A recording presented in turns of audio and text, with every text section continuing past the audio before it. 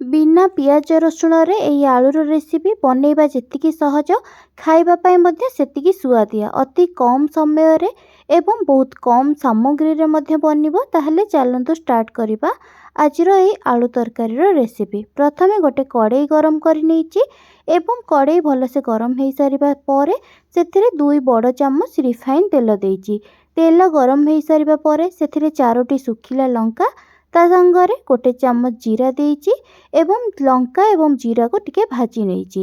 लंका जीरा भाजी नबा परे मु एठारे 4टी आलू को सिजेई नेइथिली। से आलूर चोपा सबको छड़ेई नेइकरी ताको मु छोटो करी काटी नेइथिली। एई साइज रो देखंतु मु आलू को काटी नेइची एवं सेई आलू जोटा मु काटिथिली ताको कड़ाई रे देइकरी तेल सहित किछि समय पर्यंत भाजी नेबी। गैस को मु मीडियम फ्लेम रे रखिकरी आलू एबे भाजी नउची।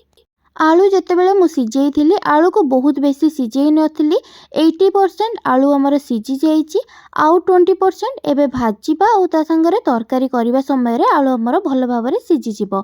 आलू को भाजीबा समय रे सेथिरे आधा चामच मु लंका गुंड देइछि ता संगरे आधा चामच हळदी देइछि। कलर भलो हबा पई मु एठारे लंका गुंड एवं हळदी गुंड देइछि। एबे ताको आलू सहित भलो भाबरे गोळेई नउची।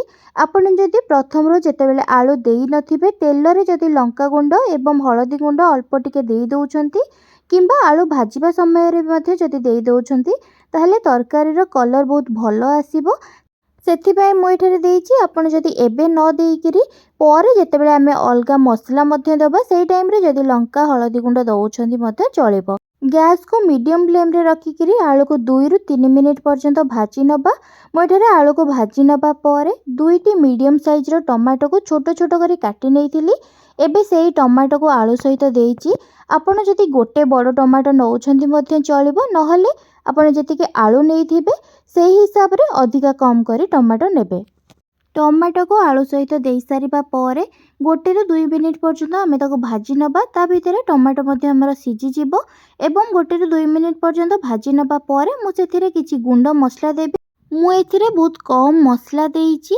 मसला रे मु एठारे धनिया गुंड आधा चामच, जीरा गुंड आधा चामच, गरम मसला आधा चामच ता सहित लंका गुंड मध्ये आधा चामच देइछि। आपण राग जेतिकी चाहिबे सेही हिसाब रे लंका गुंड अधिका कम करी नेई परिबे। स्वाद अनुसार लूण देइछि एवं सबुतक को भलो भाबरे गोळेई नउची। आपण माने वीडियोटी को आरंभ रु शेष पर्यंत देखंतु। जदि वीडियोटी भलो लागिबो ताहले लाइक सहित शेयर करि नेबे। आउ जदि मो चैनल रे नुआ थिबे ताहले सब्सक्राइब करि नेबे। सब्सक्राइब करिवा सहित पाखरे थिबा छोटो बेल आइकन को क्लिक कर देबे जहा द्वारा मु नेक्स्ट जहा भी वीडियो आनिबी ताहार नोटिफिकेशन आपण को फोन को आसी जिवो एवं आपण जाई वीडियोटी को देखि परिबे। एही आलूर रेसिपी गोटे थर बनै करी देखंतु। आशा करबी कि आपण को निश्चय भलो लागिबो। बनैबा जेतिकी सहज बहुत कम समय रे बनिबा सहित बहुत कम सामग्री रे मध्य बनिबो। बिना पियाज रसुण रे भी मध्य बनुची एवं आपण किछि ओषा व्रत दिन मध्य एही आलूर तरकारी को बनै करी खाई परिबे। रुटी हेउ किंबा भात हेउ, पूरी हो किंबा परोटा कोथरे भी एही आलूर तरकारी बनै करी खाई परिबे। आलू को मसला सहित किछि समय कषि नबा परे मु एठारे गोटे ग्लास पानी देइछि। आपण जेतिके आलू नेइथिबे किंबा जेतिकी झोल रखिबा पई चाहिबे सेही हिसाब रे आपण पानी देबे। मु एठारे गोटे ग्लास पानी देइकरी आलू को भलो भाबरे गोळेई नउची एवं भलो भाबरे गोळेई सारिबा परे किछि समय पई घोड़ेई करी रखि नेबी। किछि समय पर्यंत तरकारी को फुटिबा पई छाडी देबी। सेथि पई तरकारी रे मु गोटे ढांकुणी देइकरी गैस को हाई फ्लेम रे रखिकरी किछि समय पई छाडी देइछि। तरकारी किछि समय फुटी जिबा परे मु तरकारी रो ढांकुणी काढी नेइछि। सेथिरे किछि कस्तूरी मेथी नेइकरी ताको गुंड गुंड करिकरी तरकारी रे देई देइछि। कस्तूरी मेथी देइकरी तरकारी को गोळेई नेइछि एवं गोळेई सारिबा परे आउ किछि समय पर्यंत तरकारी को घोड़ेइकरी आउ किछि समय पई फुटिबा पई छाडी देइछि। आपण माने आगरु मध्य आलूर तरकारी बहुत थर बनैथिबे।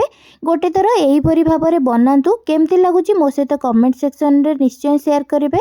आउ जदि केबे आपण एही परि भाबरे तरकारी बनैछंती मध्य सेटा मध्य आपण मते कमेंट सेक्शन रे निश्चय शेयर करिवे। एबे तरकारी रो ऊपर ढांकुणी को काढी नेइची एवं झोल मध्य कमी आसिलानी। मु एठारे आपण को आलू ସିଝିଛି କି ନାହିଁ ମଧ୍ୟ ଆପଣଙ୍କୁ ଖଣ୍ଡ କରି ଦେଖାଉଛି। ଆଳୁ ଆମର 80% ପ୍ରଥମରୁ ସିଝି ଯାଇଥିଲା, ଆଉ 20% ଭାଜିବା ସମୟରେ ଏବଂ ତରକାରୀରେ ଆମର ଭଲସେ ସିଝି ଯାଇଛି। ଏଇଠି ଆପଣ ଦେଖିପାରୁଥିବେ ଆଳୁ ବହୁତ ଭଲସେ ସିଝି ଯାଇଛି। ଏବେ ତରକାରୀ ମୋର ହେଇଗଲାଣି। ଗ୍ୟାସ୍କୁ ମୁଁ ଏଠାରେ ବନ୍ଦ କରି ନେଇଛି ଏବଂ କିଛି ଧନିଆ ପତ୍ରକୁ କାଟିକି ରଖି ନେଇଥିଲି। ଏବେ ସେଇ ଧନିଆ ପତ୍ରକୁ ତରକାରୀରେ ଦେଇକିରି ତାକୁ ତରକାରୀ ସହିତ ଗୋଳେଇ ନେଇଛି। ଆପଣ ଦେଖିପାରୁଥିବେ ତରକାରୀର କଲର୍ କେତେ ଭଲ ଆସିଛି। ତରକାରୀ କଲର୍ ଯେତିକି ଭଲ ଆସିଛି ସୁଆଦିଆ ମଧ୍ୟ ସେତିକି ଥାଏ। ଆପଣମାନେ ଗୋଟେ ଥର ବନାନ୍ତୁ। କେମିତି ଲାଗୁଛି ମୋ ସହିତ କମେଣ୍ଟ ସେକ୍ସନରେ ନିଶ୍ଚୟ ସେୟାର କରିବେ। ଆଶା କରୁଛି କି ଭିଡ଼ିଓଟି ଆପଣଙ୍କୁ ଭଲ ଲାଗିଥିବ। ଆଉ ଯଦି ଭିଡ଼ିଓଟି ଭଲ ଲାଗିଥିବ ତାହେଲେ ଲାଇକ୍ ସହିତ ସେୟାର କରିନେବେ। ଆଉ ଯଦି ମୋ ଚ୍ୟାନେଲରେ ନୂଆ ଥିବେ ତାହେଲେ ସବସ୍କ୍ରାଇବ୍ ମଧ୍ୟ କରିନେବେ। ସବସ୍କ୍ରାଇବ୍ କରିବା ସହିତ ପାଖରେ ଥିବା ଛୋଟ ବେଲ୍ ଆଇକନ୍କୁ କ୍ଲିକ୍ କରିଦେବେ, ଯାହାଦ୍ୱାରା ମୁଁ ନେକ୍ସଟ ଯାହା ବି ଭିଡ଼ିଓ ଆଣିବି ତାହାର ନୋଟିଫିକେସନ୍ ଆପଣଙ୍କ ଫୋନ୍କୁ ଆସିଯିବ ଏବଂ ଆପଣ ଯାଇକରି ଭିଡ଼ିଓଟିକୁ ଦେଖିପାରିବେ। ରହୁଛି, ନମସ୍କାର, ଧନ୍ୟବାଦ।